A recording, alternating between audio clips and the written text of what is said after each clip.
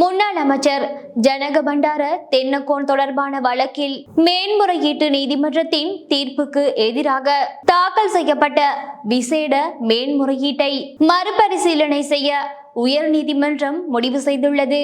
மாத்தளையில் 1999ஆம் ஆண்டு இடம்பெற்ற கொலை மற்றும் கொலை முயற்சி சம்பந்தமான வழக்கில் ஜனக பண்டார தென்னக்கோனுக்கு எதிராக குற்றச்சாட்டுக்களை மேன்முறையீட்டு நீதிமன்றம் 2020ஆம் ஆண்டு தள்ளுபடி செய்தது.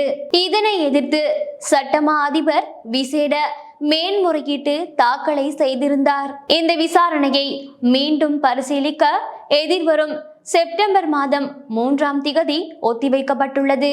குறித்த இந்த விசாரணையானது 3 நிதியரசர்கள் முன்னிலையில் மறுபரிசீலனை செய்யப்பட உள்ளது.